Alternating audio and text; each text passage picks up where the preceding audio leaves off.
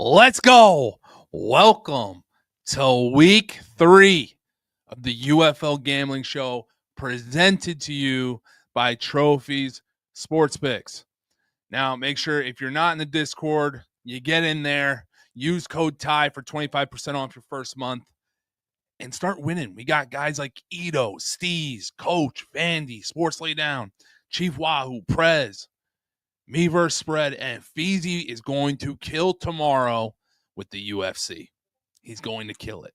All right. So get your strikeouts, your home runs, your money lines, your overs, unders, your knockouts, your money lines with tennis, all at Trophy Sports Picks. And don't forget to use code TIE for 25% off your first month.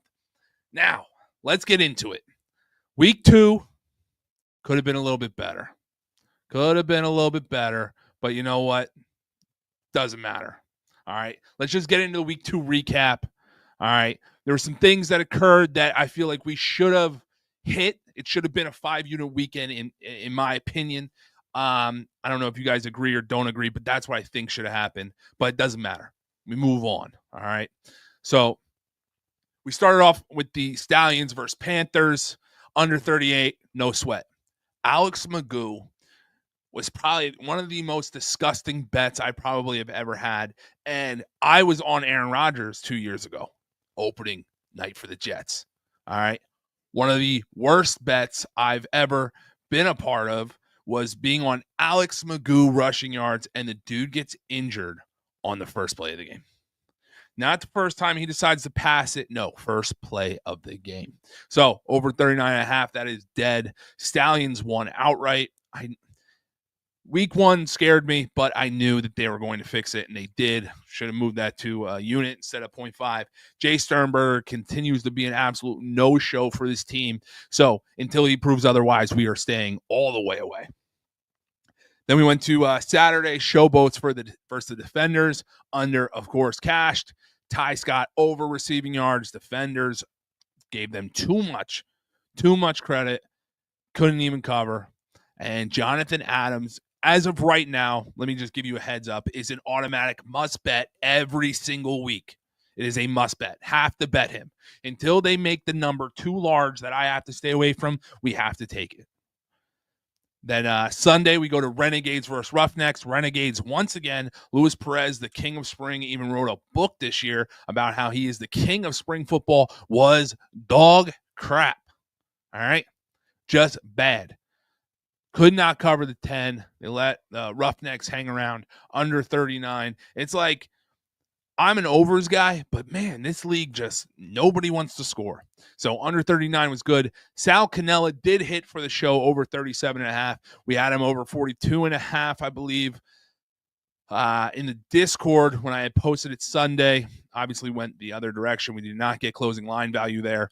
But goes out with a concussion in the middle of the third, and that was basically it for Sal. Not another ball thrown his way. So no touchdown there either. I'm just going to stay away from the touchdowns right now. Kind of really difficult to pinpoint outside of a guy like Jacob Sailors on who you think will score or won't score. All right. And then Sunday finishes up Brahmas versus Battlehawks. Battlehawks -7. Obviously, Manny Wilkins and that team is doing whatever they want. And they didn't even have Hakeem Butler, who was the offensive player of the year last year, on the team. Was not there last week. So this team has a shot to go all the way. I thought this would be the one game that goes over. Had an opportunity, but of course they only score 9 points the entire second half, with 3 of them coming in the fourth. Just bad beats. So personally, and Jacob Sailor is probably one of the worst beats ever. Didn't run the ball again. They sat in the middle of the third. We were 2 yards short. So he did score. Manny Wilkins, we did not put. I had it last for him to score a touchdown, but it was -160 when it became available.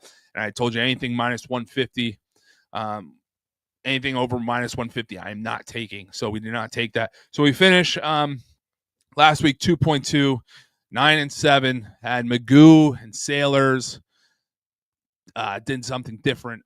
This would have been a much different weekend. So we were just even Sal Cannella. we are just off by just a little bit. We are so close to sweeping, and we are going to. And that starts this week. All right. I promise you it starts this week. And it starts tonight. All right. We got the first game. Now I have Renegades plus 3.5 at the Stallions. The over-under is 38.5. I got it at 3.5 on DraftKings. It's 4.5 everywhere else. But there's only one thing to do here, okay? There's only one thing that we should do, and that is we are taking the Stallions minus 3.5. It's the only thing that makes sense to me. They are the better team, and even with Magoo out, he did not look good week 1, so who knows how he would have looked last week. But Skip Holtz got the boys ready to rock. The offensive line figured it out. And once again, they're going to beat the Renegades. Last time these two teams played was 27-14. This was just last year in March. I believe Birmingham gets everything going again, and this is going to be the game, the first real over, in my opinion. All right. The unders have gone 7-1 with the only over occurring in week 1. I believe it was the Panthers game with the field goal with 17 seconds left. With last year being 27-14, I see this game certainly going over the 38.5 mark. And I love all 3 running backs in this game. I love Day Hunter, who we were able to cash last week in the Discord. I love Ricky Person Jr., and I love CJ Marable. I love all 3 of them. Luis Perez is not going to be able to – he's going to have to throw the ball. I think that this Birmingham Stallions offense is going to be able to run all over this team. The Renegades give up a ton on the ground. Specifically, they're giving up 84 rushing yards a game. All right. So, and that's because teams have had to kind of throw against them. But last week, teams were they were able to get ran on. So I believe Luis Perez is going to be able to do enough to make a difference here in this game. If you have it at 4.5 and you need to take it on FanDuel, go ahead and take it there. That's totally fine. And I like the over here. I like the over. I know I should be taking it under because 7-1, but we saw last year that week 3 is when teams started to finally score. And when you got teams like the Stallions and the Renegades that do have the ability to find points, we're going to find them. And we're getting them tonight. All right. We're getting them tonight. So Overs Club members only. We're going over 38.5. I love Day Hunter over 41.5 rush yards. Ricky Person Jr. over 32.5 rush yards. Both of those were on ESPN. And then CJ Marable is back. I do like him for over 35.5 rush yards. So, yes, I do like both Stallions running backs. They split the time in the backfield. So, I think this is going to be a game where there's going to be a lot of running. But there's still going to be a lot. I think we get to 40. We find our way to 40 here. All right. The next game on the schedule is tomorrow. It's at 2:30 p.m. We're going to be dealing with the Houston Roughnecks versus the Memphis Showboats. The battle of defeateds. I am sorry. Both teams are 0-2. Last time these two teams played, Memphis beat them 19-12. This is a disgusting game. Disgusting game. But I really do believe I found value here. I believe I found value. And it's in the quarterback, E.J. Perry, over 152.5 passing yards. I think that we'll see him be like the major difference, especially for Memphis. He's got 287 yards on the year. And last week he played well. They weren't able to win, and they had opportunities where they could make a difference. And EJ Perry did his best to throw the ball around. And you know what? He's got Jonathan Adams to throw the ball to. The guy's an absolute dog. And when they're interviewing him on the sidelines, what does he say? Oh, throw the ball to Jonathan Adams. What does he do? Just throws the ball to Jonathan Adams. I love what they're doing here. I think EJ Perry is going to be the big difference maker with Jonathan Adams. Yeah, EJ Perry threw for 194 yards with Jonathan Adams having 9 receptions on 10 targets for 128 yards. Like I said, I will be betting this player prop until they make it too high that I'm not going to bet it. And I don't know what number that'll be. Probably, I don't know, 80. I still don't know. He's been absolutely dominating. And EJ Perry seems to find him every single time. 7 here asks, which one do you like more, over or minus 4.5? I like the 4.5. I like the spread. Stallions should be able to This is regarding the Stallions game. I believe that the Stallions will be able to beat the Renegades by double digits. Now, this fourth quarter in this league does always get weird with the 1, 2, or 3 point conversions instead of an extra point. And then you also have to consider the 4th and 12 instead of an onside kick. So these fourth quarters can get wonky. They can get really weird. And it kind of sucks when you're sweating out a team that's playing prevent and they're up, 15, and you're like, well, I just need them to cover the 4.5. They score a touchdown, now they're down 7. Oh, now they're going for a 4th and 12. Things get weird. But with that being said, the play I like the most is the Stallions with on the spread versus an over, just because the unders have gone 7-1. No reason for us to put if you're taking one play, it would be the Stallions. All right. So the next game we're going to go to is Sunday. The first game Sunday. But Roughnecks is going to be EJ Perry. I'm going to take Houston plus 6.5 here. I know it says 6, but the line's at 6.5 now. I'm going to take Houston plus 6.5. Both these teams are defeated. Memphis Showboats did look good, but this line opened up at 4.5. Now it's at 6.5. It's getting to that point where it's almost too many. At 4.5, I feel like I would take Memphis, but I feel like the Roughnecks can somehow sneak out 6-point cover here. I'm taking Jonathan Adams receiving yards. That's a 2-unit play here. All right. It's over 57.5 receiving yards. I'm all over Jonathan Adams. And if I had to take a total, if I had to take one, I'm going to lean under. If I had to put a unit size on it, it's going to be 0.5. 35.5 is so low, it is laughable. We're getting to the point where this is Iowa football numbers. And these guys get paid. Under 35.5 is incredibly low, but we do what we do. I would lean under with it going to 7-1, but Jonathan Adams is a 2-unit play, over 57.5. I love EJ Perry's passing yards, and Houston plus 6.5 at 0.5 units. If that goes any further, if that goes 7.5, you have to take it. Both teams haven't won. Showboats have looked better. Roughnecks have not looked that great, but at 6.5 between two teams that can't win, I'm gonna take that all day. Now we'll move to Sunday. San Antonio Brahmas plus 6.5 at the Michigan Panthers. Over under is 35.5. This Brahmas team is just disgusting. The work that I've seen them put in, they're 0-2. They're bad.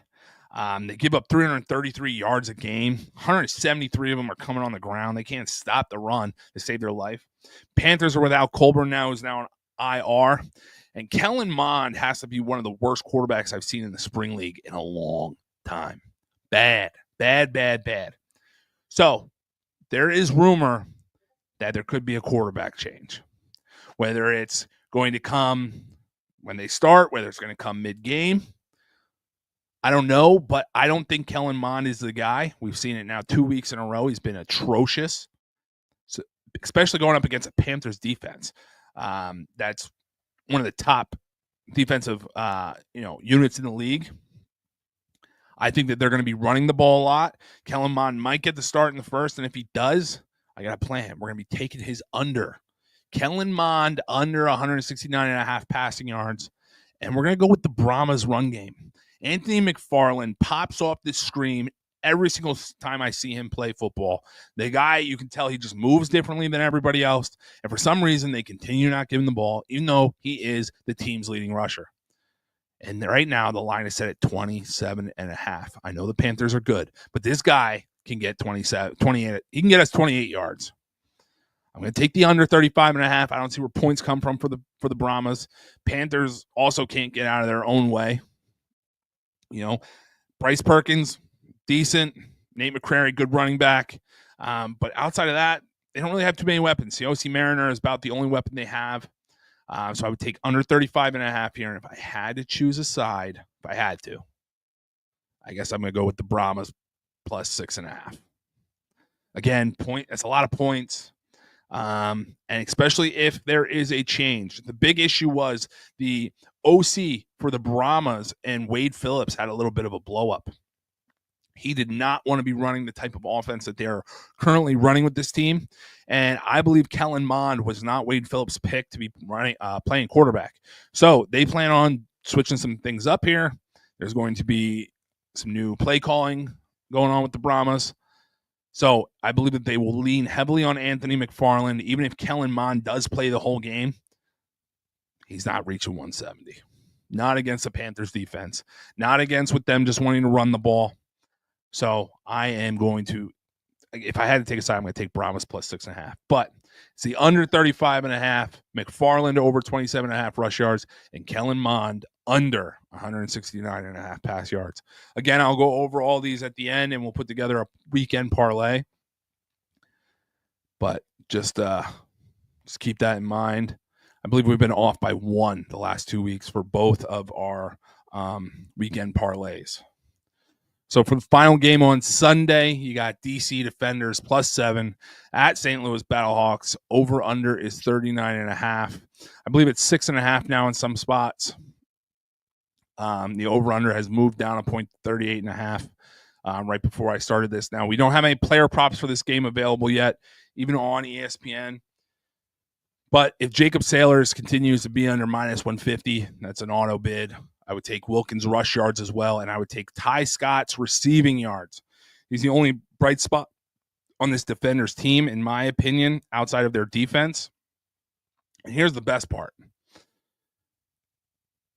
The DC Defenders have just lost their defensive coordinator. He has gone to Tennessee State. He is gone. He's no longer going to be part of the team. And that's kind of what made the DC Defenders relative for this early part of the year. And he's gone now. So what does that look like with him gone? Do they still have the same tenacity and ability to get, after guys? So the last time these two teams played, DC lost by 5 to St. Louis. They always play the Battlehawks well. Always. I think that they're going to be giving Manny Wilkins a tough time running around. I still think he picks up the yardage just because he is so willing to run the ball instead of just throw it. So I'm going to be taking Defenders on the spread. I'm going to take the over here. I feel like I could regret this one, but I'm going to take the over. Battlehawks can score. If DC can figure it out, they are 2-0. Last time they played, 21-26, and they do have a tendency to, score a lot of points when they do play each other. Defenders are scoring 17 a game, and the Battlehawks are scoring 28. Battlehawks haven't played anybody. DC has the ability to score. So I'm going to go with Defenders plus 6.5 and over 38.5. And the player props, I would take Sailors anytime touchdown if it's minus 150 or less. Wilkins rush yards and Ty Scott receiving yards. All right. So let's go through this quick where we can add this here. All right. Week 3 picks. Let's just knock them out. We'll go over it. So I have 5 plays for you guys tonight. Again, the official plays were dropped in the Trophy Sports Picks Discord. If you guys want to get in there. I've dropped them. And these are my leans for the rest of the weekend. I try to give you guys like 4 plays for every game, but this Defenders Battlehawks one, player props were not available, so I gave an extra one in the Renegades at Stallions. Right now, we cannot parlay any of these, and I think it's just because it doesn't seem like that many people are betting on it. So it kind of sucks that we have to take these all straight, but you guys can put them into parlays with other plays that you guys have. But tonight at 8 p.m., that game starts in just a little over an hour. We're going Stallions minus 3.5. We're going with the over 38.5. Day Hunter over 41.5 rush yards. Ricky Person Jr. over 32.5 rush yards, and CJ Marable over 35.5 rush yards. Again, I'm taking both running backs for the Stallions. They've both been able to. Marable comes back. Ricky Person Jr. One of them is going over. If they both don't, so one should cancel out the other versus us, just taking a full L here on a line. We got both running backs. I think they both get over, especially with Corral not being as willing of a runner as Magoo was. I think that they will be leaning on their running backs, especially. It will not it's not going to be hard for them to come up with a game plan against this Renegades team that just gets ran over every single weekend. So Stallions minus 3.5. They are at home. That's on DraftKings. Over 38.5. Feel free to stay away from that if you want to, but I feel like this is the game where we could finally get an over. Stallions looked bad week 1, looked better week 2. Week 3, I think the offense comes out and we're going to find ourselves in the high 20s, close to 30 by the Stallions. Then we go Roughnecks Showboats. This is tomorrow at 2:30 p.m. this Eastern time. EJ Perry, quarterback for the Memphis Showboats, over 152.5 passing yards. Houston plus 6.5 for a half a unit. Jonathan Adams, over 57.5 receiving yards, 2 unit, and under 35.5 for another half a unit. Feel free to keep that one out if you want to, but neither team can score. But 35.5 is so low. Brahmas at Panthers Sunday. We're going to go under 35.5. Brahmas plus 6.5. Anthony McFarland over 27.5 rush yards. The Brahmas plus 6.5 is also going to be a half a unit play. And then Kellen Mond under 169.5 passing yards. This is kind of a, hopefully he comes out in the first quarter, looks terrible, and they bench him, and we cash our bet, and we get revenge for Magoo, injured on the first play. So that's kind of why we're playing Mond. And also I don't think that he can throw for over 170 yards. And to close us out, Sunday at 3 p.m., Defenders at Battlehawks. St. Louis has the biggest home field advantage, I believe, in the entire UFL, but Defenders always play them tough. Always play them tough. They're both 2-0. I'm taking Defenders plus 6.5, over 38.5, and like I said, Sailors, anytime touchdown, if that's minus 150 or less, but I'll sprinkle in Wilkins rush yards, who's a quarterback for the Battlehawks, and Ty Scott, a receiver for the Defenders. So real quick before we get out of here, let's build this weekend parlay together. I'm going to do it on DraftKings. All right. So the first play I'm going to be taking is we're going to be taking the Stallions. Let's see what the money line is. That way we're not so heavy on tonight's game and get killed like we did last weekend with Magoo first play. Killed our straight and killed our parlay all in one fell swoop. Disgusting work. I'm just going to always say it. It's just disgusting. All right, so we'll take Stallions minus 198. That way we're not so heavy on the spread. Houston Roughnecks versus Memphis Showboats. We're going to take Jonathan Adams receiving yards over 57.5. Then we're going to go to San Antonio Brahmas versus Michigan Panthers. Let's go. No player props available, so we're just going to let's go under 35.5. And then DC Defenders at St. Louis Battlehawks. Let's go DC Defenders plus 7. All right. So that's plus 883. We're going to go with Stallions money line. Jonathan Adams over 57.5 receiving yards. San Antonio Brahmas at Michigan Panthers under 35.5, and DC Defenders plus 7. All right. So it pays 883. I will be dropping that here in about 20 minutes on Twitter for you guys who weren't able to watch the show or weren't able to tune in. I appreciate you guys tuning in.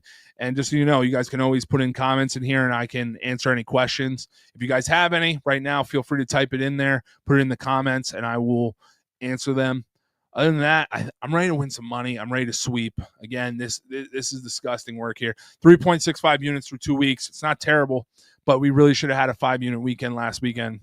Year-to-date record is 15-13. Now, the Discord does not get all of these plays because I only give them the official plays, the one I feel best about.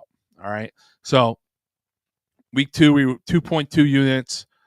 This weekend's going to be a good weekend. I believe it. Let's go sweep tonight. So let's make sure that we close out with Stallions minus 3.5, the over, Day Hunter, Ricky Person Jr., and CJ Marable all getting over on their rushing totals. So let's have a weekend. I appreciate you guys hanging out and checking out the game. Make sure you guys like, follow, and subscribe. And let's go win some money. Overs Club members only, except in this crappy league.